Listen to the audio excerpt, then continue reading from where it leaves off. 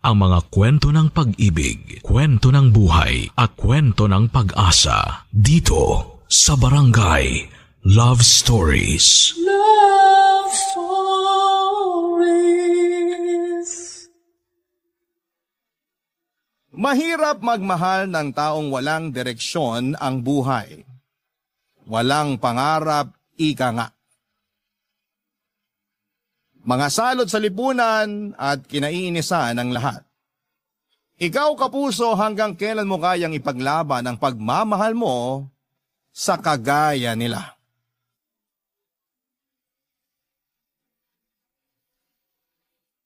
Dear Papa Dudut, madalas kapag nagmamahal tayo ay marami tayong nasasagasaang tao. Maraming tumututol na para bang ang pagmamahal ay isang malaking krimen. Yung tipong parang ikaw na ang pinakamakasalanang nilalang na nabubuhay sa mundo. Samantalang ang kasalanan mo lang naman ay nagmahal ka. At ipinaglaban mo ang nararamdaman mo sa mga mapanghusgang kagaya nila. Hello Papa Dudut, ako nga pala si Chestnut. Rakiterang pasaway, 24 years old na ako at ngayon ay nakatira dito sa Nasugbu, Batangas. Matagal na rin po akong tagapakinig ng inyong programang Barangay Love Stories. Minsan naiiyak ako sa kwento, lalo na kapag nasa kalagitnaan ng eksena. Para bang kasali ako sa usapan nila at galit na galit din ako kapag inaapi ang sender. May mga pagkakataon pa nga na tumutulo talaga ang luha ko, lalo na kapag madrama ang kwento. Pero syempre, mas madalas na kinikilig ako at para akong tanga na tumatawang mag-isa dahil nakakatawa ang mga kwentong binabasa ninyo. Medyo nagdadalawang isip ako noong una na ibahagi ang kwento ko pero dahil nai-inspire ako sa mga napapakinggang kong kwento ng mga letter senders mo ay minabuti ko na rin pong ibahagi ito sa inyo upang mag-iwan ng magandang aral sa buhay. Papa Dudut, nag-aaral pa lamang ako ng college ay nakikita ko na si CJ sa kanto na dinadaanan ko papasok sa paaralan. Nakagraduate na ako at lahat, andun pa rin siya sa kanto at parang walang inaalala sa buhay kundi ang tumambay. Sa tuwing dadaan ako sa tapat ng barkada nila ay walang araw na hindi niya ako binuburaot.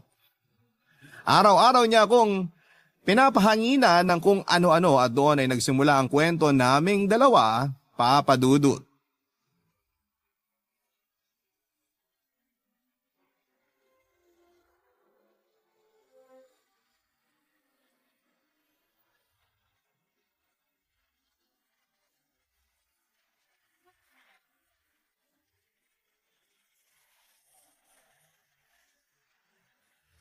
Hello, crush! Kanina pa kita hinintay dumaan, ha? Late ka na sa usapan natin.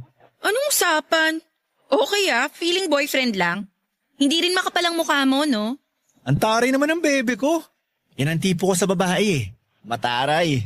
Huwag mo akong matawag-tawag na bebe. Hindi kita boyfriend. Kilabutan ka nga sa mga sinasabi mo. Tabi nga dyan. Oo na, tatabi na. Relax ka lang. Ito naman, nagbibiro lang naman ako eh. Pwede ba? Hindi oras ng pagbibiro ngayon. Huwag mo akong simulan, Sus! Hayaan mo na ako. Ikaw lang kasi nagpapasaya sa akin eh. Huwag ka nang masungit. Promise, pag hinayaan mo akong tawagin kitang bebe, maliligo na ako araw-araw. Tanga! Wala akong pakialam kung magmukha kang taong grasa. Basta wag mo akong matawag-tawag na bebe. Nakakahiya. Baka isipin ng mga nakakarinig wala akong kahihiyan sa sarili. Ano na lang sasabihin nila? Ang dami namang lalaki rito na maayos tapos sa'yo lang ako mapupunta. Grabe siya oh. Na-hurt ang feelings ko dun Alam mo, kaysa maghapon kang nakatambay dito at nambuburaot, maghanap ka kaya ng matinong trabaho para may pakinabang ka sa lipunan. Hindi yung umaasa ka lang lagi sa ayuda. Naghahanap naman ako ng trabaho, bebe ko. Kaya lang yung mga napagkatrabahuhan ko, kung di masusungit, saksakan naman ng kuripot. Ang sabihin mo, tamad ka lang talaga. Sa pagtambay ka lang masipag. Alam mo, nasisira lang araw ko sa'yo eh. Hindi na dapat kita kinakausap wala ka namang kwenta. Aray May feelings din naman ako, no? Grabe ka naman sa akin. Ngayon na nga lang ako umibig, mabubuho kaya pa. Hindi ka na, hatid na kita. Mamaya, bastasin ka sa labas eh. Hindi mo ako ihahatid. Kaya kong lumakad mag-isa. Ibang klase talaga tong bebe ko. Yan ang gusto ko eh. Pinahihirapan ako. Pero sa time kong humabol sa babae, baka akala mo. Kaya magpasalamat ka. Inaambunan pa kita ng atensyon ko. Kinatatakutan yata ako rito. Isa pa, kahit tamad akong maligo, marami pa rin babaeng gustong sumiksik sa mabangong kilikili ko. Yak! Kadiri ka! Huwag mo nga ako ikumpara sa mga babaeng sinasabi mo. Sure ako na hindi rin naliligo yung mga babaeng yun, kaya bagay kayo magsiksikan. Parehas kayong mababaho. Excuse me nga! Rico naman. Sabi ng tabi eh! Oo na, tatabi na. Pwede ba sa susunod na makita mo kung dumaan dito, huwag kang nang uurat? Naaalibadbaran talaga ako kapag nakikita kita. Kaya tantanan mo na ako. Ayokong maaga palang sira na yung araw ko. Yan ang di ko maipapangako. Mahirap yan. Paano naman ang puso ko? Ikaw lang nagpapasaya dito, no? Huwag ganun. Bad yun, baby ko. Ewan ko sa'yo. Kahit anong gawin mo, hindi kita papatulan. Baby ko, huwag kang magsalita ng tapos. Baka mamaya kapag nakita mo kong bagong paligo, lumuha ang mata mo. Baka ma-inlove ka din sa akin. Kahit maligo ka ng pabango o pumorma ka na parang mag-aanak ka sa binyag, hindi pa rin kita magugustuhan. Una, wala akong kinabukasan sa'yo. Pangalawa, kailan ka ba huling tumingin sa salamin, ha? Yang buhok mo parang pugad ng manok. Yang pananamit mo ang badoy, ang dugyot pa. Yung amoy mo, malayo palang umaalingasaw na. At higit sa lahat, wala kang trabaho. Kaya nga nagtataka ako sa'yo eh. Bakit ang lakas ng loob mong manligaw? O sige, kung sasagutin kita, anong ipapakain mo sa akin, Aber? Pag nagugutom ba ako, mabubusog ba ako ng amoy ng kilikili mo? Nakakaloka ka? Manap ka nga ng babaeng bagay sa'yo. Huwag ako yung kinukulit mo. Ayaw mo nun, baby ko? Pag sinubukan mo akong mahalin, hindi ka mahihirapan. Matipid ako sa sabon. Hindi ako nagsashampoo. Hindi ako maluho sa damit. At hindi rin ako madamot. Katunayan, dahil alam kong gustong-gusto ng mga bebot tong pang-romansang katawan ko, naisip ko na laging maghubad. Kaya lagi akong walang suot na t-shirt eh. Pinakikita ko sa kanila to ng libre. Ayan oh, maumay ka sa kakatitig. Yummy, di ba? Kaya hindi ka nalugi sa akin. Ewan ko sa'yo, bastos ka. Wala kang modo. Hindi ka nakakatawa at lalong hindi ka nakakakilig. Puisit! Tamaan ka sana ng kidlat! Ganon palagi ang nangyayari sa amin ni CJ tuwing magkakasalubong kami, Papa Dudut. Hindi ata kompleto ang araw niya kapag hindi niya napapakulo ang dugo ko. Siya lang yata ang lalaking nakilala ko na ubod ng kapal ang pagmumukha, hindi marunong mahiya. Alam na alam niya kung paano ko siya papansinin dahil sa pang-iinis niya.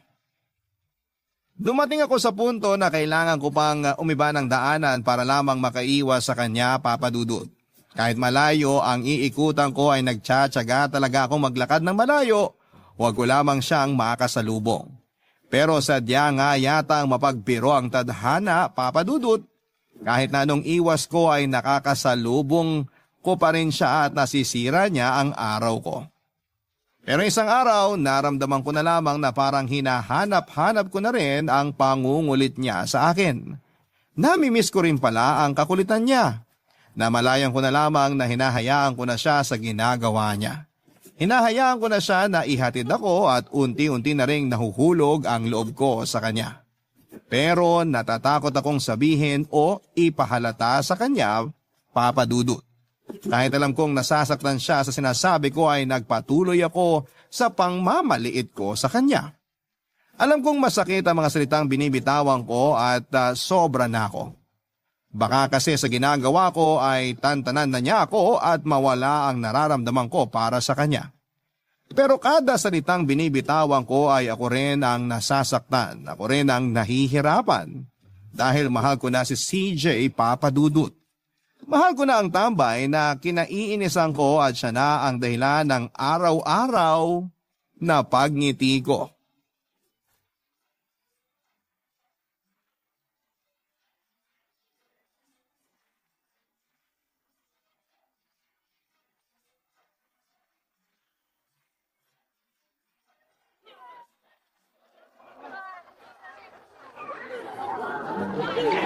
Bebe ko, punta ka na ba sa palengke?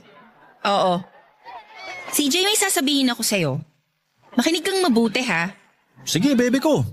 Basta ikaw magsasalita, lagi ako makikinig. Payag na akong bumuntot ka sa akin na parang aso. Pero pwede ba? Huwag mo akong tatawaging bebe ko. Nakakairita eh. Ito naman. Ano bang masama sa pagtawag sa'yo ng bebe ko? Teka, ano bang gusto mong itawag ko sa'yo? Hoy, o kaya, psst, pwede ring chestnut coconut. Ganun ba gusto mo? Ayan ka na naman sa kakornihan mo eh. Umapayag na nga akong bumuntot ka sa akin kung ano-ano pa yung mga sinasuggest mong walang kwenta. Konti na lang masasap ako ng mukha mo. Ayoko may makarinig na tinatawag mo ako ng ganun. Hindi naman kita boyfriend at ayaw din kitang maging boyfriend, okay? Nagsasawa na kasi ako sa araw-araw mong pangungulit. Kaya payag na akong buntutan mo. Kaya sa araw-araw akong naha-high blood sa'yo. Yun lang yun. Alam mo, bebe ko, alam ko naman na nagkakagusto ka na rin sa akin eh. Baka nakakalimutan mo, si CJ tong kausap mo. At alam ko na yung mga style nyo mga babae. Kunwari, ayaw nyo. Pero deep inside, gusto rin ako. Aminin mo, gusto mo na rin ako, no? Uy, aamin na yan. Umamin ka na kasi. Hindi ko naman ipagkakalat na gusto mo rin ako eh. Uy, gusto niya na ako. Gusto niya na ako. Aminin mo na kasi. Utot mo, Blue. Oh, hindi ah. Red ang utot ko. Kakulay ng puso kong tapat na nagmamahal sa'yo. Ano yun? Feeling mo nakakatawa ka nun? Bahala ka na nga sa buhay mo. Pag di ka pa tumigil dyan, hindi na kita papansinin kahit kailan. Kaya mo? Hindi nga. Aminin mo na kasi para matapos na to.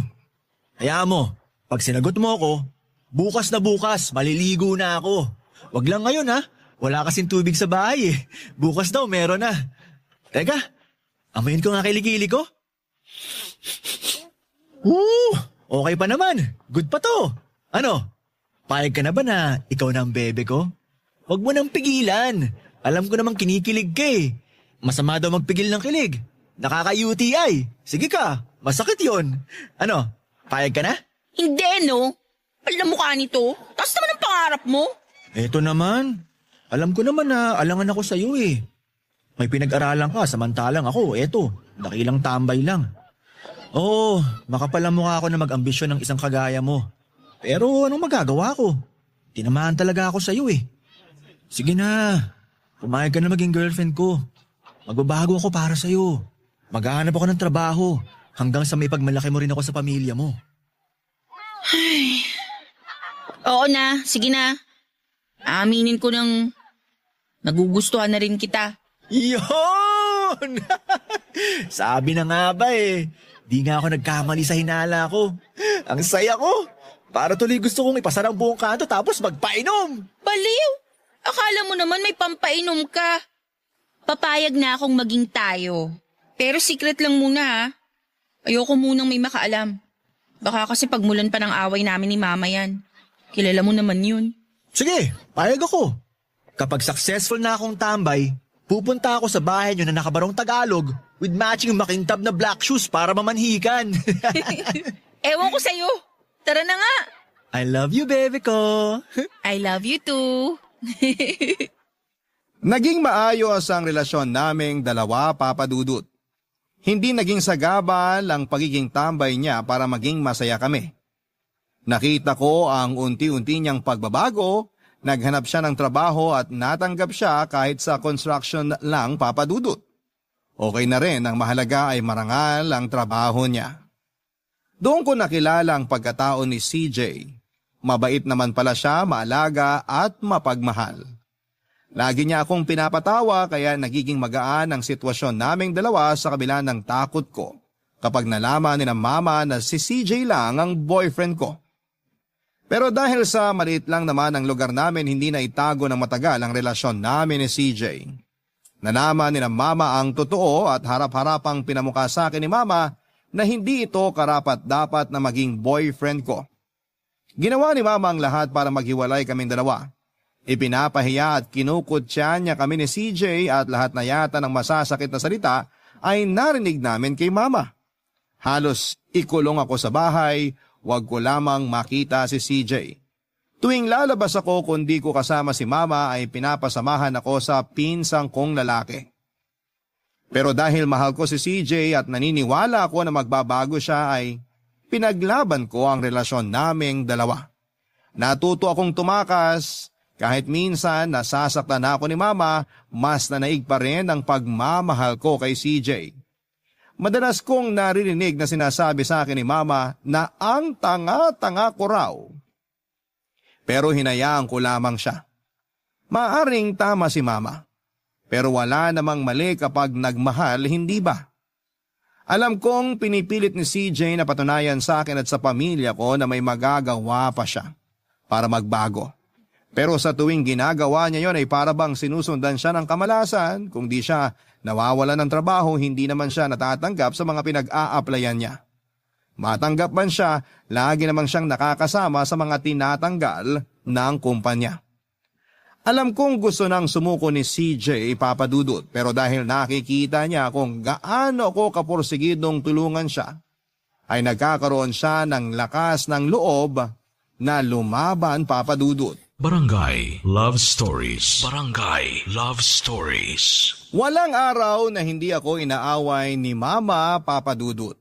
Binabantayan niya kada kilos ko at walang ibang topic sa bahay namin kundi puro tungkol kay CJ. Ang pangahamak niya, ang harap-harapang pagpapahiya sa akin kapag may bisita kami, yon ang madalas na eksena sa bahay namin. Andyan ang sasabihin ni Mama na, "Nako, yung si Chestnut, mare, ewan ko ba dyan. Sayang ang ipinantutustos ko sa pag-aaral niyan. Kung alam ko lang na babagsak sa isang tambayan sana, hindi ko na lang pinag-aral." Hindi ko na mabilang kung ilang beses na akong pinahiya ni Mama, Papadudut. Pero hindi ko alam kung bakit kahit masasakit ang salitang naririnig ko, ay hindi ko pa rin magawang iwanan si CJ. Maraming beses kong kinukumbinsi si CJ na makipaglapit kay Mama. Pero kahit siya ay sumuko na rin dahil nanatiling malamig ang pakikitungo sa kanya ni Mama. Matagal ko nang ipinagdarasal na sana'y dumating ang araw na matutunan din ni Mama na tanggapin si CJ. Lalo na at nakapagdesisyon ako na ayain si CJ na magsama na kami. Nagsasawa na kasi ako sa sitwasyon, Papadudut. Alam kong hindi maganda na sa akin pa magsimula ang pag-aaya na magsama kami ni CJ, pero eto lamang ang alam kong paraan para maging malaya kami. Iniisip ko noon na baka kapag nagkasama na kami ay matutunan din ni Mama na tanggapin si CJ. Pero sobrang tigas ng puso ni Mama, Papadudut. Kaya ako ang mas nahihirapan sa sitwasyon nilang dalawa ni CJ.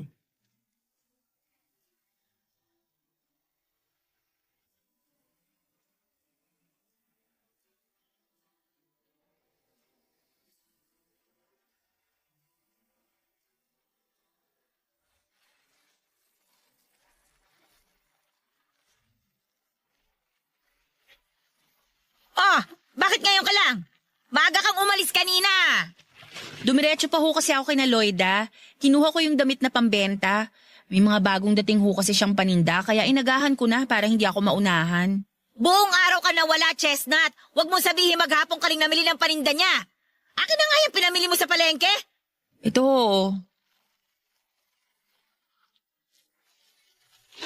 Ah, tingnan mo tong gulay na binili mo. Lanta na. Mukhang kanina pang umaga mo pa ito nabili ah. Oh, tingnan mo tong mga gulay na sinayang mo. Hinintay pa kasi namin ni Lloyda yung magde-deliver ng mga damit. Nandun na din naman po ako kaya hinintay ko na. Pasensya na po kayo. Pihira. Tingnan mo tong isda. Konti na lang maputla na ang hasang. Umamin ka nga sa akin. Kasama mo na naman kanina yung boyfriend mong tambay, ano? Ma, pagtatalunan na naman ba natin si CJ? Hindi natin pagtatalunan ng tambay na yan kung iiwasan mo. Wala kang kinabukasan doon. Bakit ba napakatigas ng ulo mo? Ma, mabait ho si CJ.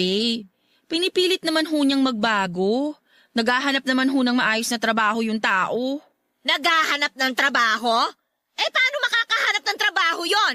Hindi mo ba nakikita ang itsura? Mukhang sanggano. Hindi mo nga yata alam kung nasaan ang mga magulang ng tao na yun eh. Ano bang nagustuhan mo ron, ha, Chestnut?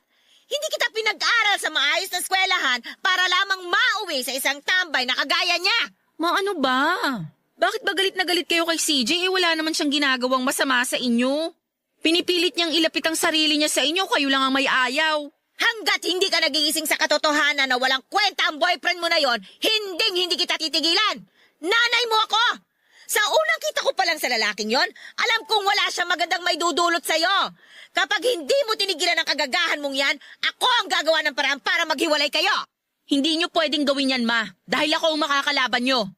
Mahal ko si CJ at wala kayong magagawa kundi tanggapin siya sa ayaw niyo at sa gusto. Mahal? Mabubusog ka ba ng pagmamahal kapag wala ka na makain? Pag naging asawa mo yon, anong mangyayari sa'yo? Ikaw ang maghahanap buhay? Pwede ba, Chestnut? Huwag mo masabi-sabi sa akin yung mahal-mahal na yan, ha? Manahimik ka! Alam mo kung nabubuhay lang ang papa mo? Kung nabubuhay lang si Papa, mauunawaan niya ako. Kayo lang naman ang ganyan eh. Masyado kasing mataas ang standards niyo. Mataas ang standard? Aba, ay masisisi mo ba ako? Pinag-aral kita sa magandang paaralan para maging maganda ang kinabukasan mo. Tapos ano? Magbo-boyfriend ka lang ng inutil? Ma, wala akong pakialam kung inutil si CJ sa paningin ninyo. Ang alam ko lang, mahal ko siya at nakapagdesisyon na ako. Magsasama na kaming dalawa. Ano? Magsasama na kayo? Tapos ano? Ikaw ang magpapalamon sa kanya? Buang ka na ba talagang babae ka? Oo, Ma. Ako magpapalamon sa kanya. Ako ang gagawa ng paraan para maging maayos ang buhay naming dalawa. Ako ang tatayong lalaki at tutulungan ko siya para magbago at para matuto siyang magbanat ng buto. Gagawin ko yun, Ma, para hindi naman nakakahiya sa inyo. Bobo ka! Anong katwiran yon? Tanga-tanga ka! Ang galing din magturo ng kabastusan ng boyfriend mo, no? Ako na sarili mong ina, nagagawa mong bastusin dahil sa isang walang kwentang tao! Hindi ako bastos, Ma. Ipinaglalaban ko lang kung ano yung palagay kong tama. Magsasama kami ni CJ at wala na kayong magagawa. Ayoko! Hindi ako papayag! Ayoko sa kanya! Tapos! Hindi ako papayag na sasama ka sa lalaking yon! Hindi ako papayag na maging miserable ang buhay mo kasama ang lalaking yon! Miserable agad, Ma? Ni hindi niyo pa nga kilala yung tao, ganyan agad ang sasabihin ninyo. Hindi ko na kailangang kilalanin ang kagaya niya. Dahil unang kita ko pa lang sa kanya, ha? Alam kong hindi na mapagkakatiwalaan ang lalaking yon. Kaya kahit anong sabihin mo, hindi pa rin ako papayag na ipagpatuloy ang kalokohan mong yan. Hindi rin ako papayag na pigilan niyo ako sa gagawin ko, Ma. Tanggapin niyo na lang na nagmamahalan kaming dalawa. Patutunayan namin sa inyo na magiging maayos ang buhay namin. At hindi namin kakailanganin ng tulong ninyo. Binabalaan kita, Chestnut! Kapag ipinagpatuloy mo ang kalokohan mong yan, kakalimutan kong anak kita! Sinasabi ko sa'yo! Sige, Ma. Kalimutan yung anak niyo ko. Tutal, diyan ka naman magaling eh. Kung tutuusin, wala naman talagang problema rito. Hindi niyo lang matanggap na tambay lang ang boyfriend ko. Alam mo, Ma? Kung pagbibigyan niyo lang ang sarili niyo na makilala si CJ, makikita niyo na mabuti siyang tao. Makikita niyo kung bakit pilit ko siyang ipinaglalaban. Ay, hindi! Hindi ko papayagan ang kalokohan mong yan. Sige na. Linisin mo na yung karne at magluluto na ako ng hapunan. Para sana sa pananghalian yan eh. Pero dahil inuna mo pa ang pakikipaglandian sa boyfriend mong tambay, o eto, naging panghapunan na yung dapat na pananghalian natin. Buisit! Tama na, Ma! Ikaw ang tama na, Chestnut! Tama na ang kagagahan mong yan. Ayusin mo na mga pinamili mo at magluluto na ako. Ma, pagbigyan mo ko.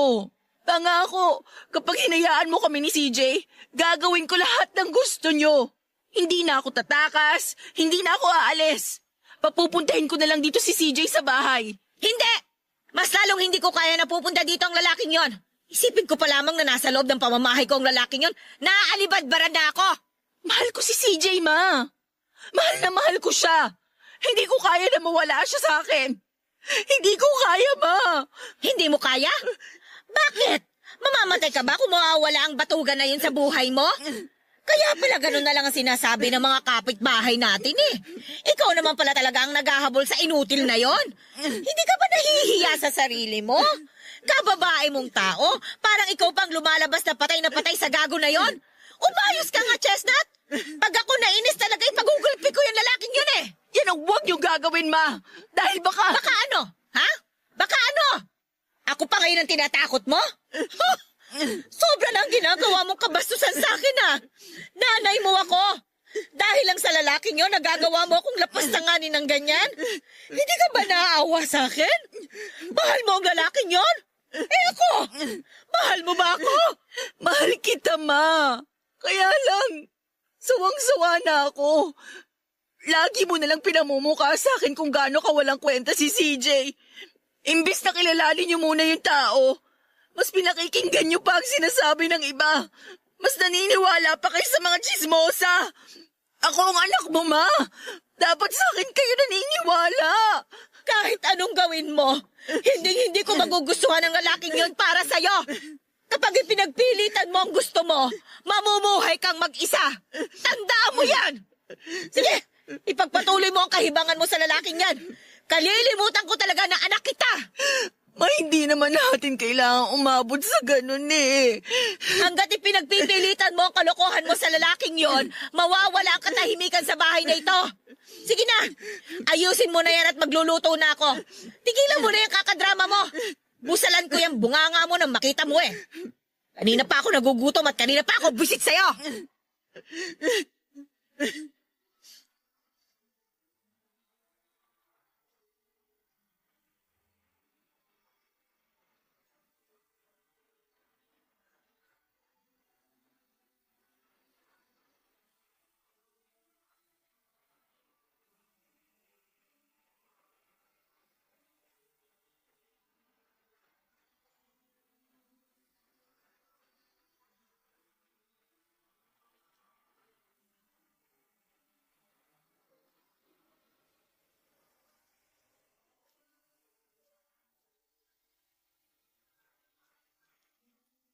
Papa Dudut, kahit laging ipinapahiya ni Mama si CJ ay hindi pa rin kami sumuko dahil nakita ko lahat ng paghihirap ng boyfriend ko para mapalapit kay Mama. Nakita ko rin kung paano niya pinapahalagahan ang relasyon namin. Pero kahit na anong gawin niya, lagi siyang nawawala ng trabaho. Hanggang isang araw ay naramdaman ko na lamang na parang sumuko na siya. Pero pilit ko pa rin pinaparamdam sa kanya na kahit na anong mangyari, andon lamang ako para sa kanya. Na hindi ako bibitaw at mahal ko si CJ, Papa Dudut. Kaya kahit na anong mangyari, ipaglalaban ko siya. Siya lang ang lalaking minahal ko kaya hindi ako papayag na mawala siya sa akin dahil lang sa pagiging tambay niya. Ginawa ko ang lahat pero parang hindi naging sapat yon para kay CJ, Papa Dudut. Sumuko na siya. Sinabi niya sa akin na hindi na niya kaya, na ayaw na niya. Natapusin na namin ang aming relasyon. Nasaktan ako ng sobra, pinaglabang ko siya tapos mauuwi lang din pala sa wala ang lahat. Papa Dudut, umalis si CJ nang hindi nagpapaalam sa akin. Hindi ko alam kung saan siya pumunta. Walang makapagsabi kung nasaan siya at tinanong ko ang mga kabarkada niya pero tikom ang bibig ng mga ito. Walang gustong magsalita. Sobrang sakit ng ginawa niya sa akin, Papa Dudut, parang gumuho ang mundo ko. Nawalan ako ng gana sa lahat ng bagay at ayaw ko makipag-usap kahit na kanino. Kahit sina Mama ay hindi na rin alam ang gagawin sa akin. Nagkukulong ako sa kwarto at halos hindi makakain. Si CJ ang buhay ko. Si CJ lang ang gusto kong makasama habang buhay. Kasi hodang ayaw ng lahat sa kanya, ang alam ko lang ay mahal ko siya at hahanapin ko siya. Ipaparamdam ko pa rin sa kanya na nandito lamang ako kahit na ilang beses pa siyang sumuko. Gano'n naman ang pagmamahal, hindi ba? Hindi sumusuko. Hinanap ko siya at halos galugarin ko ang buong Batangas para lang makita siya. Pero sadyang mailap sa akin ang pagkakataon. Nahirapan akong makita siya hanggang isang araw. Naimbitahan ako ng isa kong kaibigan sa San Juan. Habang naglalakad kami ng kaibigan ko ay bigla kong tinamahan ng matanaw ko sa loob ng isang restaurant si CJ. Kilalang kilala ko si CJ, Papa Dudut, kaya nagmamadali akong pumasok doon. Hindi ko na inisip kung ano ang ginagawa niya doon, kung nagtatrabaho ba siya o kung tumatambay lang din gaya ng nakagawian niya sa lugar namin. Nagulat pa siya nang makita niya ako, Papa Dudut. Parang gusto niya akong iwasan pero nakipag-usap pa rin siya sa akin dahil nasukol ko na siya. Haggard ang itsura niya at parang medyo pumayat siya. Gusto ko siyang yakapin pero nagpigil ako. Kaya kahit miss na miss ko na siya ay pinigilan ko ang sarili ko.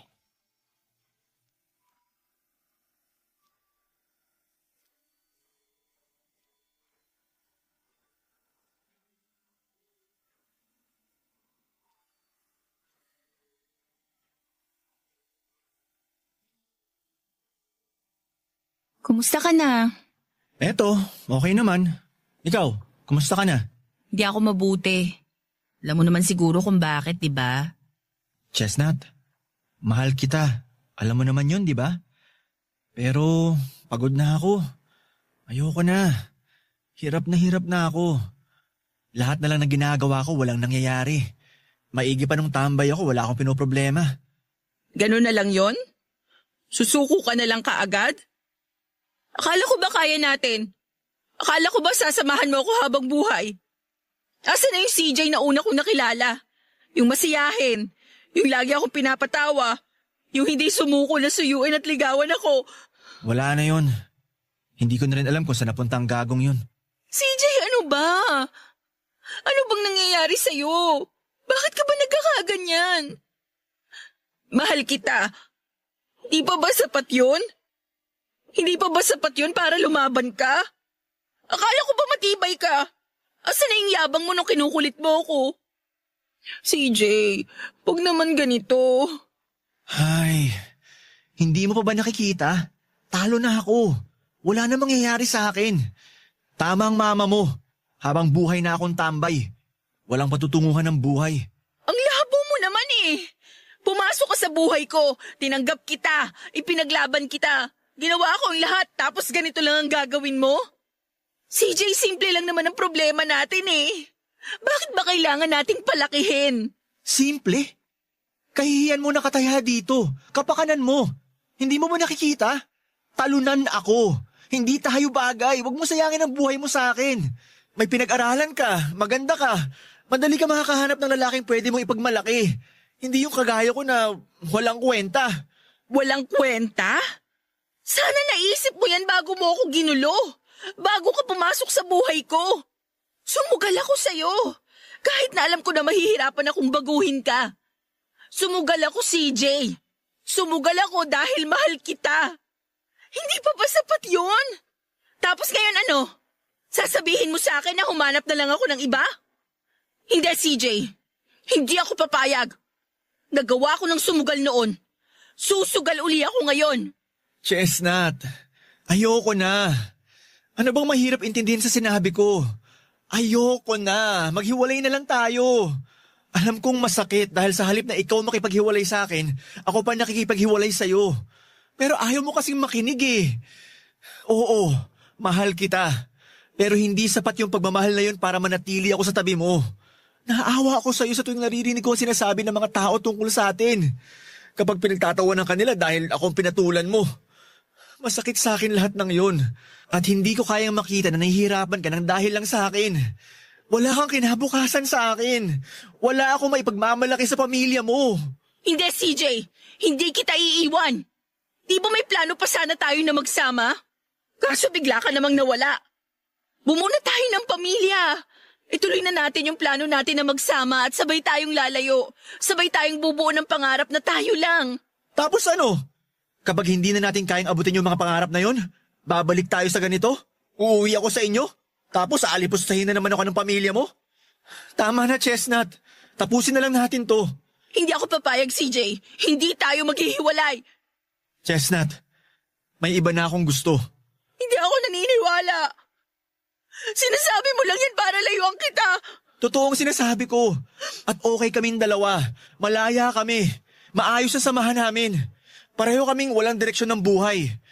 Okay na yun. At least hindi ako napapahiya. At hindi ko na rin kailangan magpakahirap para lang magustuhan ako. Paano ako? Ha? Gano'n na lang yon? CJ, hinanap kita. Kinalimutan ko ang pride ko. Ipinaglaban kita. Alam ko na masasaktan ka. Aaminin ko, mahal pa rin kita. Pero kailangan kong lumayo para makita mo na hindi ako karapat-dapat sa pagmamahal mo. Para maramdaman mo na kaya mo naman pala na wala ako. Masyado nang komplikado ang lahat. Sige na, umuwi ka na. Baka mamaya hanapin ka na ng mama mo. Awayan ka na naman dahil sa akin. Kalimutan mo na ako. Darating na rin ang girlfriend ko. Mamaya dito pa kayo magpang-abot. Hindi ako aalis dito, CJ, nang hindi ka kasama. Magkagulo na kami ng babae mo kung magkakagulo kami. Wala akong pakialam. Basta hindi ako aalis. Umalis ka na. Kahit anong gawin mo, hindi na magbabagong isip ko. Ayoko na mabuhay na komplikado kasama mo. Kalimutan mo na ako. Wala ka mapapala sa akin. Kahit anong sabihin mo, hindi ako aalis dito. Kahit pa sabihin mo na hindi mo ako mahal, hindi pa rin ako naniniwala sa'yo. Kukulitin kita kagaya ng ginawa mo sa akin noon. Hindi ako papayag na hindi kita kasama. Ikaw ang bahala. Basta ako. Ayoko na. Nasabi ko na sa'yo lahat ng gusto kong sabihin. Wala na tayong dapat pag-usapan. Umuwi ka na sa nanay mo.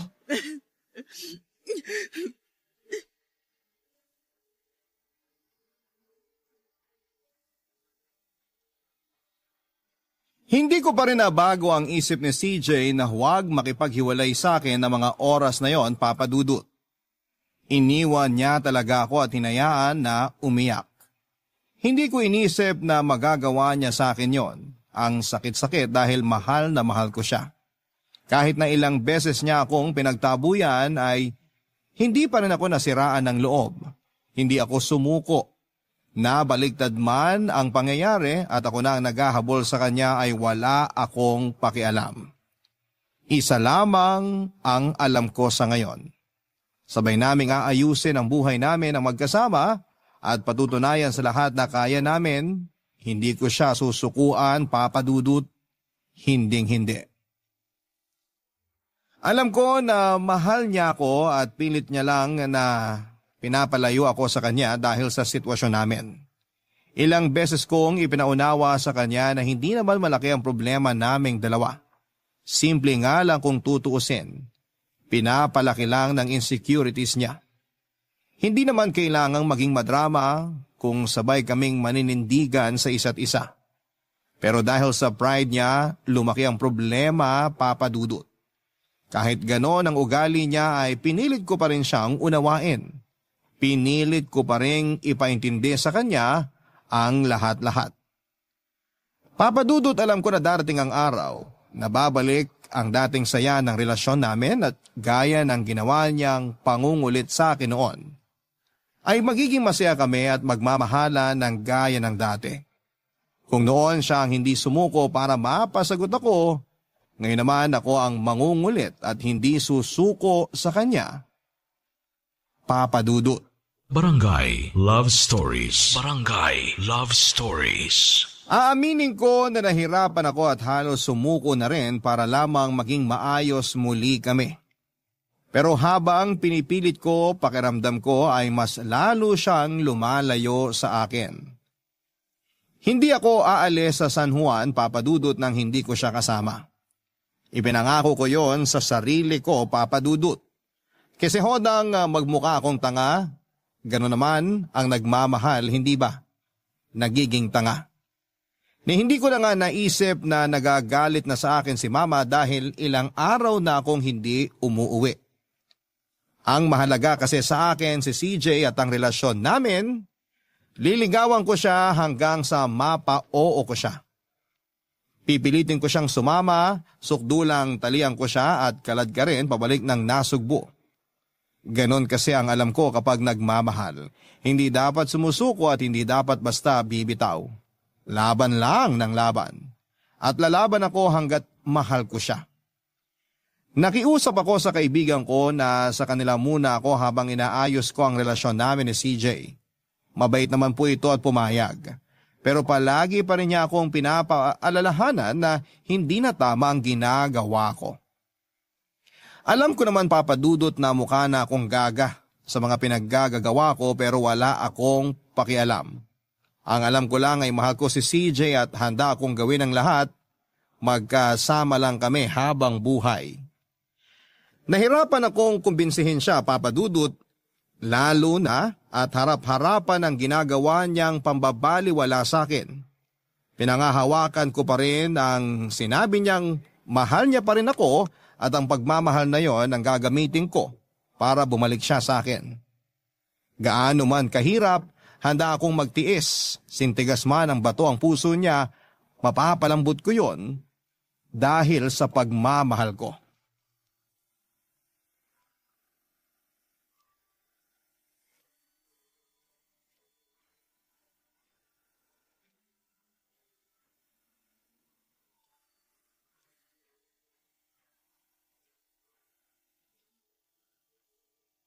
CJ, mahal kita.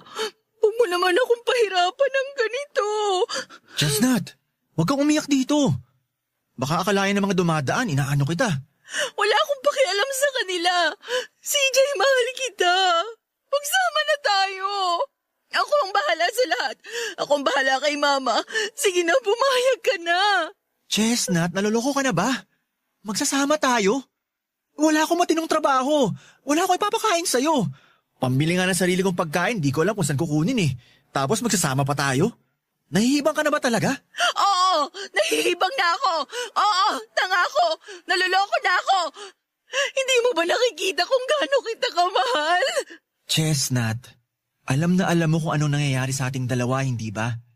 Hindi pa ba malinaw sa'yo ang lahat? Ayoko na. Alin bang mahirap intindihin dun? Huwag ka naman masyadong magpakababa dahil lang sa akin.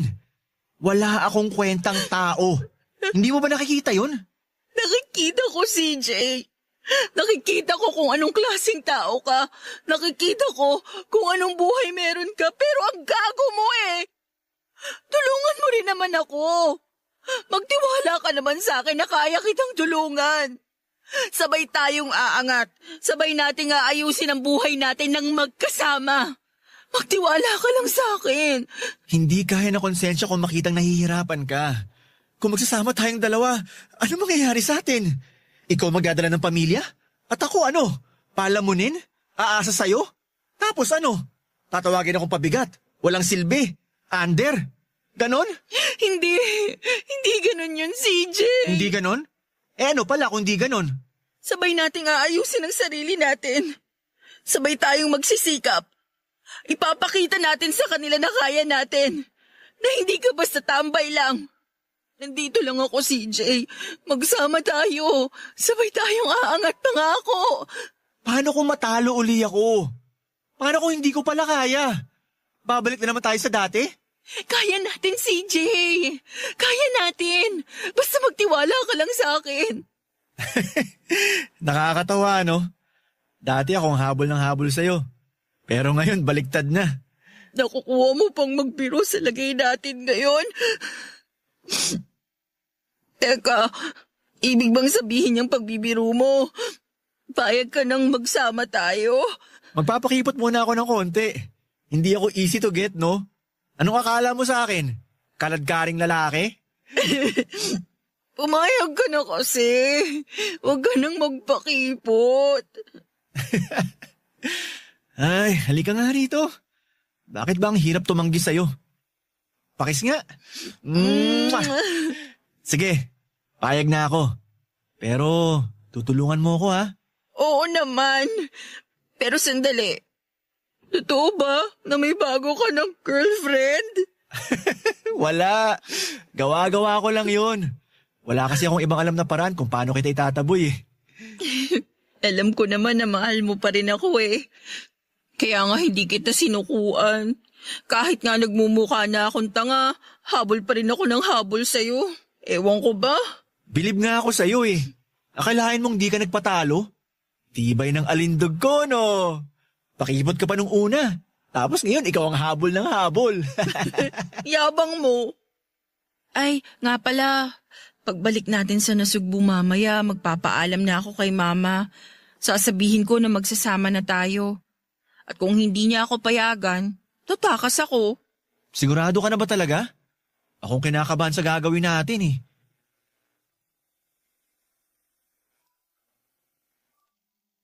Papadudot nagbunga ang mga ginawa kong pangungulit kay CJ. Napilit ko siyang sumama sa akin pabalik ng Nasugbu at nagsama kaming dalawa. Humanap kami ng bahay na malayo sa dati naming tinitirhan. Nagtayo ako ng malit na negosyo at sa una medyo mahirap dahil pareho pa kaming nag-a-adjust. Pero alam ko na unti-unti ay matututunan naming pareho ang mga dapat at hindi namin dapat gawin. Aaminin ko noong una ay nahihirapan ako pero kalaunan ay natutunan na rin namin ang tamang pagpapatakbo ng negosyo. Naging maayos ang aming samahan. May mga kaunting pag-aaway pero nakita ko kung gaano niya sinubukang magbago. 1 taon na kaming nagsasama, Papa Dudut, pero nakita ko kaagad kung gaano kahina ang loob niya. Lalo na kapag matumal ang benta namin o kaya naman pag dumarating ang santambak na mga bayarin. Nakakasawa din pala minsan, Papa Dudut, habang ikaw ay ipinapakita mo sa kanya na matatag ka. Siya naman na lalaki ang napakahina ng loob. Minsan gusto ko nang sumuko at gusto ko nang umuwi sa nanay ko at sabihin na, Nay, tama ka. Natanga ako na pinatulang ko si CJ pero andito na ako eh. Wala na akong magagawa. Lalo na at madadagdagan na kami, Papa Dudut. Buntis ako. Kapag ngayon pa ako nang hina, malamang bukod sa kangkungan kaming lahat pupulutin, lalo akong pagtatawanan ng mga tao at ng pamilya ko dahil sa pagpili ko sa maling tao. Napapagod ako, Papa Dudut, pero hindi ako sumusuko. Lumaban ako at pinilit unawain ang sitwasyon. Alam ko na darating ang araw na magiging maayos din ang lahat.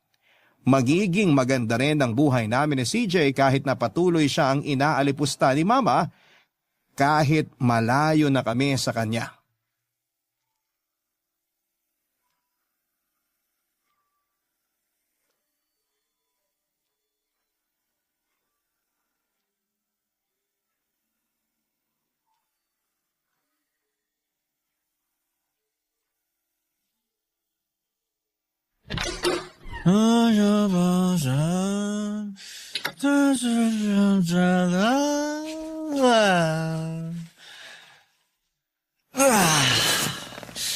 Asawa ko! Asawa ko! Halika rito! Saan ka galing? Bakit ka naglasing? Halika dito sa tabi ko. Mag-usap tayo. Matulog ka muna. Mamaya na tayo mag-usap. May ginagawa ako.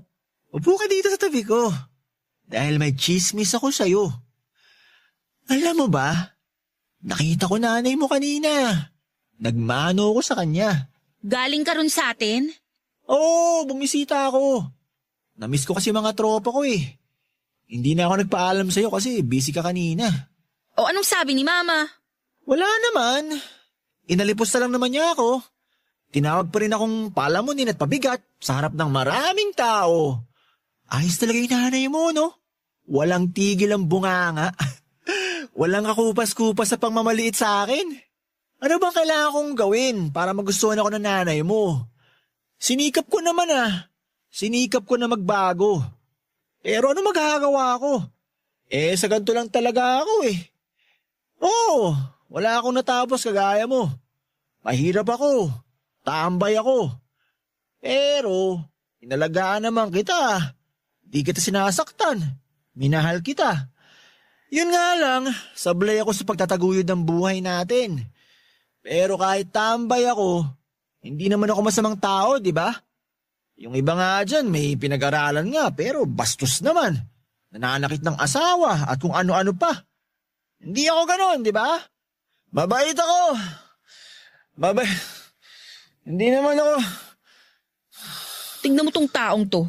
Maglalasing-lasing, hindi naman pala kaya. Nakakapagod na mga gawain dito sa bahay, nakuha pa nitong maglasing. Wala talagang konsiderasyon. Ay. Hoy CJ, gumising ka nga dyan. Teka, aalalayan kita. Nung ka na sa kwarto matulog. Umayos ka nga, ano ba? Ang bigat-bigat mo CJ, ano ba? Sandali, Uy! nasusuka ako. Punta lang ako CR. Ay, buwisit. Nasaan ba yung cellphone ko? Matawagan nga si Mama.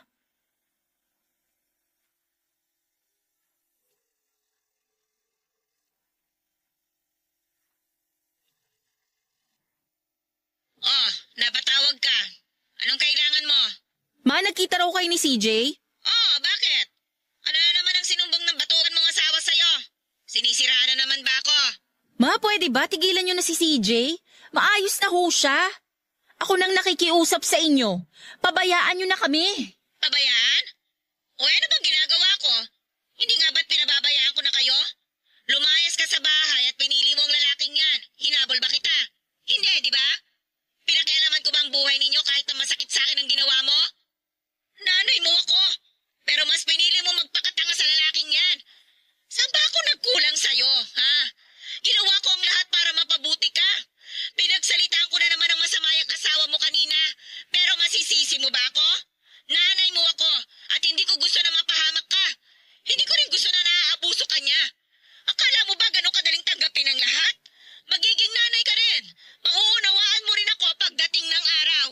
Ma, alam ko naman na kapakanan ko lang ang iniisip ninyo.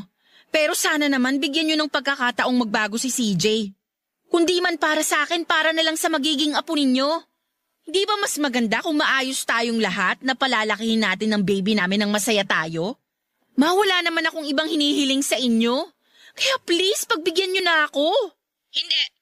Hanggat nakikita ko ang lalaking yan, hindi ko matatanggap na ipinagpalit mo ako sa kanya. Tatanggapin lang kita kung wala na sa buhay mo ang batugan na lalaking yan. Pero yaman din lamang na talagang hindi na kita mapipigilan. Abay sige, bahala ka na sa buhay mo. Ipagdasal mo na wag sanang dumating ang araw na lalapit ka sa akin na umiiyak dahil iniwan o sinaktan ka ng lalaking yan. Kasi wala na akong pakialam sa'yo. Ma, pwede bang... Ay, pinatayan ako ng phone. Kakainis.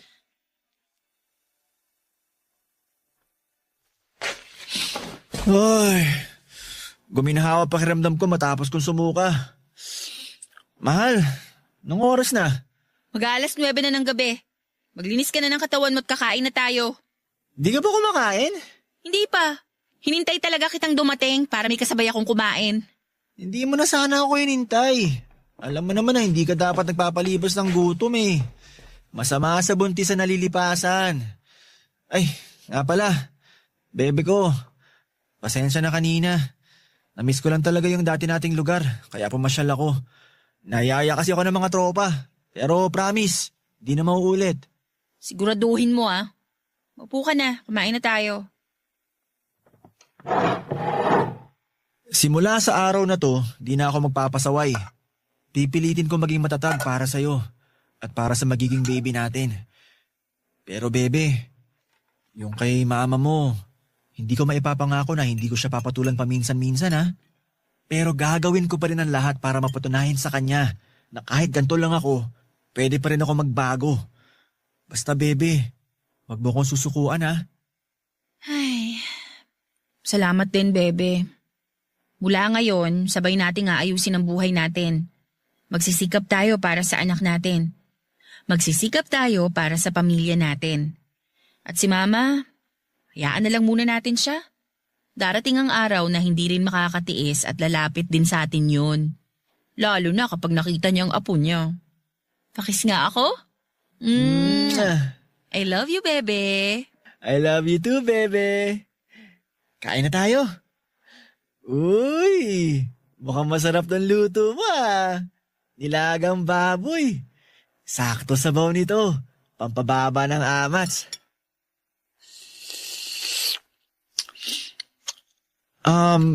Bebe, bakit parang kulang ata sa asin? Ilang kilong asin ba nilagay mo dito? Wala bang lasa? 5 kilo na nilagay ko dyan ah. Kulang pa ba sa alat? Hayaan mo, sa susunod, 1 banyera ng lalagay ko. Papa Dudut, matagal na panahong hindi kami nagkausap ni Mama. Nabalitaan ko sa dati naming kapitbahay na umuwi muna ito sa La Union sa mga kapatid niya. Alam kong hindi niya kaagad matatanggap ang ginawa ko sa kanya kaya hindi ko na rin muna siya kinulit pa. Alam kong darating ang araw na matatanggap niya rin si CJ. Naunawaan ko naman ang ipinakita ni Mama sa akin. Kapakanan ko lamang ang iniisip niya pero minsan ay nagagawa talaga nating sumuway sa magulang para mapagbigyan ng kagustuhan natin. Ngayon ko lamang napatunayan na sadyang mahiwaga ang pag-ibig, Papa Dudut. Kapag ang puso ang natutong magmahal, ika nga sa kanta wala ka nang magagawa kundi ang sundin ito. Mahirap palang labanan ng pag-ibig. Talaga nga palang hahamakin ng lahat, masunod lamang ang tibok ng puso. Sa ngayon, Papa Dudut, ay maayos na ang naging negosyo namin ni CJ, lalo na at nauso ang live selling sa internet. Mas napadali ang aming pagbebenta ng mga paninda namin. Sa umpisa ay medyo matumal dahil bago pa lamang kami, pero kalaunan ay dumami po ang aming followers at nakakabenta na kami ng marami. Si CJ ang naging taga-deliver ko at kumuha kami ng hulugang motor. Siya na ang nagpipick up at nagdi-deliver ng mga paninda namin. Nakita ko ang bagong CJ, Papa Dudut, at alam ko na kapag dumating ang araw na magkita ulit sila ni Mama ay hindi na siya nito mamaliitin. Responsable at mapagmahal na asawa na ang bagong CJ na haharap sa kanya. Hindi na po yung mukhang dugyot at mabaho. Marunong na ring maligo at hindi lang isang beses sa isang araw, 3 beses paminsan, lalo na at galing sa labas. Masaya ako sa nakikita kong pagbabago niya, Papa Dudut, at alam ko rin na alam na ni Mama na maayos na ang buhay namin. Hindi na ako magtataka na isang araw ay bigla na lamang itong susulpot sa pintuan namin. Sa galing ba naman ng sagap ng mga chismosa sa amin? Imposibleng hindi nila malaman ang nangyayari. Lalaki ang naging unang anak namin, Papa Dudut. Kamukhang kamukha siya ni CJ. Ganon pala ang pakiramdam kapag nanay ka na, tama si Mama, gagawin mo ang lahat para sa anak mo, mapabuti lamang siya. Ngayon ko naunawaan si Mama. Yun nga lang, iba kami ng pananaw pagdating sa pag-ibig dahil para sa akin ay hindi natin dapat hinuhusgahan ang isang tao base sa panlabas niyang anyo. Mas dapat nating tingnan ang pagkatao nito kesa panlabas na itsura. Dahil sa pagiging porsigido ni CJ ay madali niyang natutunan ng lahat. Sinuportahan ko siya hanggang sa abot ng aking makakaya. Nakapagtayo kami ng sariling bahay, maliit nga lang pero tamang-tama lang sa amin. Nabayaran rin namin ang motor na hinuhulugan at nagbabalak na rin po kaming kumuha ng isa pang para may katulong si CJ sa pagdi-deliver. Nakakatuwa lang isipin, Papa Dudut, na ang dating tambay, delivery boy na ngayon ng sarili niyang negosyo. Maraming salamat po sa pagbasa ng sulat ko, Papa Dudut, at sa mga kabarangay ko na natatakot magmahal. Dahil mababa ang estado ng buhay ng taong minamahal nila, huwag po kayong matakot. Ipagpatuloy nyo lamang at huwag nyo silang sukuan, ipaglaban nyo sila. Huwag nyong iisipin ang sasabihin ng iba. Walang relasyong matatag agad sa una. Lahat ay dumadaan sa pagsubok, ang mahalaga ay nagmamahalan kayo at inuunawa ang isa't isa. Yun lang at sapat na para maging maligaya. Ang inyong forever kapuso at kabarangay, Chestnut. Nagustuhan ng iyong napakinggan? Ituloy yan via live stream sa www.gmanetwork.com/radio. Barangay LS 97.1 Forever